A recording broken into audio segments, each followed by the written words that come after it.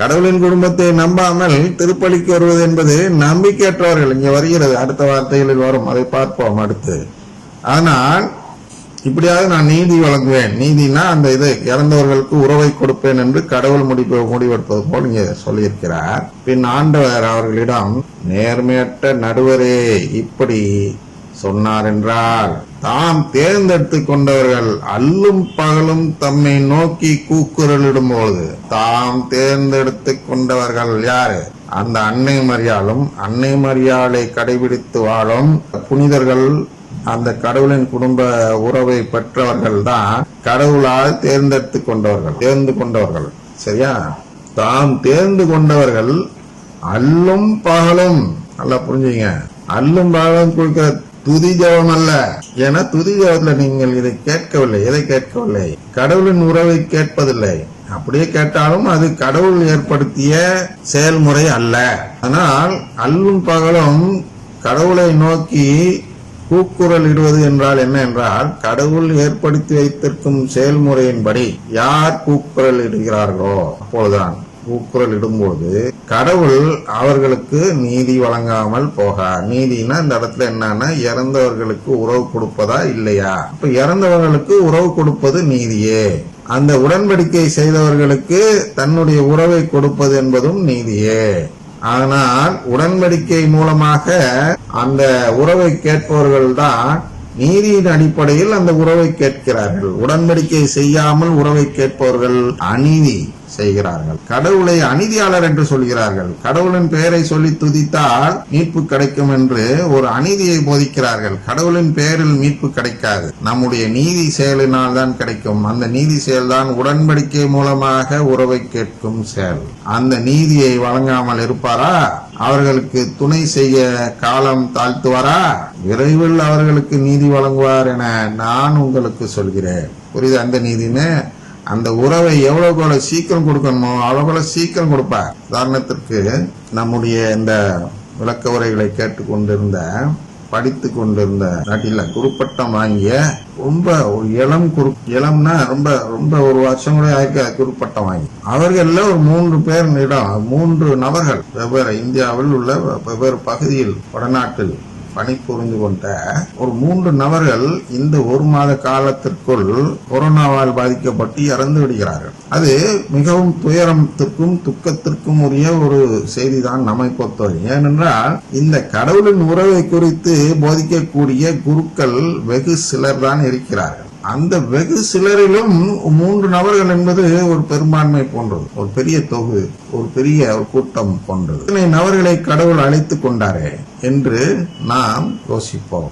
ஆனால் இங்கேதான் அதற்கு விளக்கம் தருகிறார். பாருங்கள் என்ன சொல்கிறார் என்றால், அவர்களுக்கு துணை செய்ய காலம் தாழ்த்துவாரா?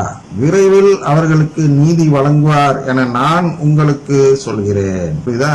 ஏன் என்றால், அவர்கள் இதுக்கு மேல விட்டு வச்சிருந்தா அவர்களுடைய நம்பிக்கையை மாற்றி விடுவார்கள் அவருடைய அதிகாரிகள். ஆனால் அந்த நம்பிக்கையில் இருக்கும் பொழுதே இவர்களெல்லாம் நம்பிக்கையில் திடமாக இல்லாதவர்களாக இருந்திருப்பார்கள். அது நமக்கு தெரியாது, கடவுளுக்கு தான் தெரியும். ஆனால் அந்த விரைவில் இவர்களை அழைத்துக் கொண்டால்தான் இவர்கள் நம் குடும்பத்தை சேர்ந்தவர்களாக இருப்பார்கள் இந்த 3 நபர்களும். இல்லை என்றால் இவர்களும் அருங்குடை இயக்கம் போன்ற வேறு நம்பிக்கை உடையவர்களாக மாறிவிடக்கூடும் என்பது கடவுளுக்கு முக்காலம் அறிந்த கடவுளுக்கு தெரியும் என்பதால் அவர் ஒவ்வொருவரையும் உள்ளத்தை அறிந்து இவன் நிலைத்து இருப்பானா இருக்க மாட்டானா என்று பார்த்து மனம் மாறிய உடனேயே அழைத்துக் கொள்வார். அதனால்தான் கிறிஸ்தவ இதில் அற்ப ஆயுள் என்று நாம் சொல்வதில்லை. ஏனென்றால் கடவுள் அந்த சரியான நேரத்தை பார்த்து நம்மை அழைத்துக் கொள்கிறார். நாம் கடவுளின் குடும்பத்தில் சேர்வதுதான் முக்கியம். எனவே சிறு வயதில் போனால் நாம் ஐயோ சிறு வயசுல போயிட்டானே என்று புலம்பக்கூடாது. அவர் நிலையாக நிரந்தரமாக முடிவே இல்லாமல் வாழ வேண்டும் என்பதற்காக அந்த சிறு வயதில் அழைத்து கொண்டால்தான் நிலையாக வாழ முடியும் என்பதை கடவுள் கருத்தில் கொண்டு அவர்களை அழைத்துக் கொள்கிறார் என்று நாம் எடுத்துக்கொள்ள வேண்டும். எனவே அவர்கள் நிலையாக வாழப் போகிறார்கள் என்பது உறுதியாகிவிடுகிறது. ஏனென்றால் அவர்களுக்கு நீதி வழங்க விரைந்து வருவார் அப்படின்னு சொல்றார் அல்லவா, அது போன்று. அவர்களுக்கு துணை செய்ய காலம் தாழ்த்துவாரா, விரைவில் அவர்களுக்கு நீதி வழங்குவார் என நான் இப்படிதான் தீர்ப்பு, இப்படிதான் அழைக்கிறார், இப்படிதான் தீர்ப்பிடுகிறார் என்பதை இந்த ஓமை வாயிலாக விளக்குகிறார். விளக்கிவிட்டு கடைசியாக ஒரு வார்த்தை சொல்கிறார். அந்த நிலையில் தான் நாம் இப்பொழுது இருக்கிறோம். அதுதான் என்ன நிலை என்றால், ஆயினும் மானிட மகன் வரும்போது மண்ணுலகில் நம்பிக்கையை காண்பாரோ.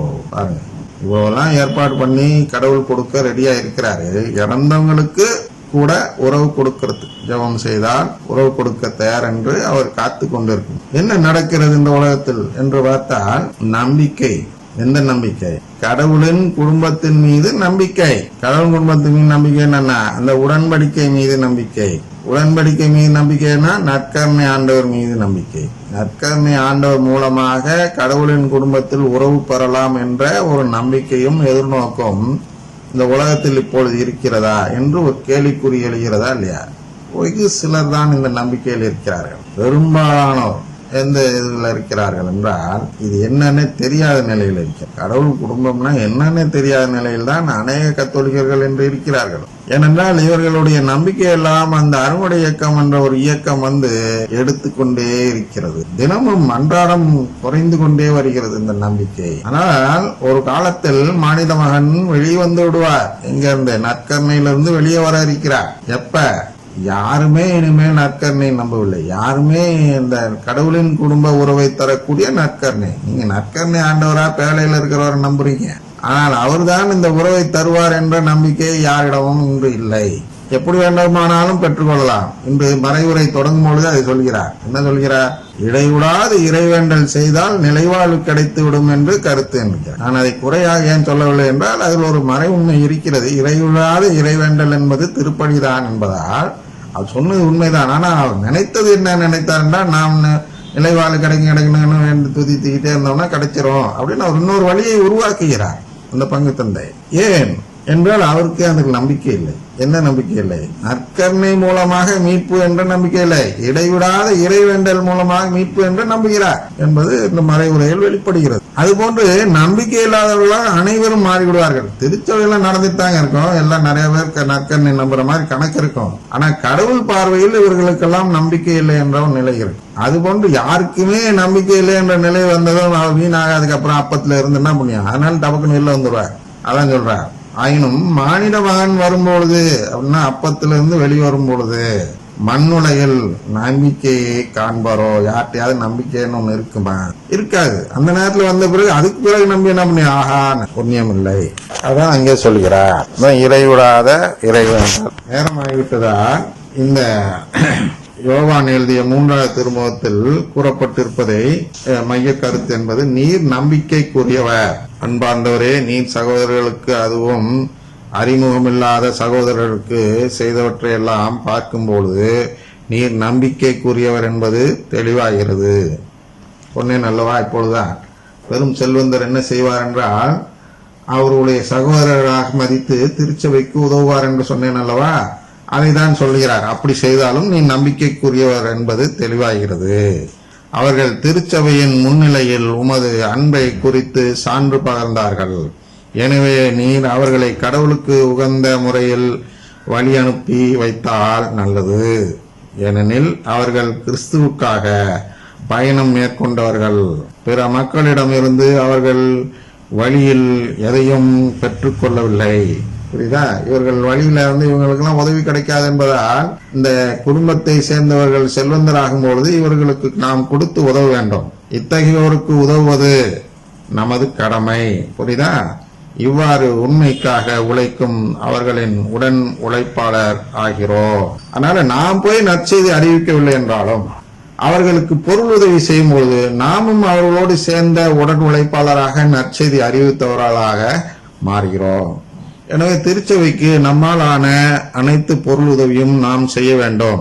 அப்போதுதான் நாம் வீட்டில் நற்செய்தி அறிவிக்கவில்லை என்றாலும் இது செய்வதன் மூலமாக பிறர் அறிவிக்கக்கூடிய நற்செய்தியில் நாமும் பங்கு கொள்கிறோம். செய்தி அறிவிக்கப்படுறது இல்லை இப்பொழுது, இருந்தாலும் ஒரு விதத்தில் அது அறிவிக்கப்பட்டு கொண்டுதான் இருக்கிறது. வாயால அவர்கள் சொல்லவில்லை என்றாலும் அங்கே இருக்கக்கூடிய அமைப்பே நற்செய்தி அறிவிக்கும் அமைப்பாக தான் இருக்கிறது. என்னவென்றால் வாழ்வு தரும் உணவு என்று வேளையில் அவர் இருக்கும்போதே அதுவே நற்செய்தி அறிவிப்பு.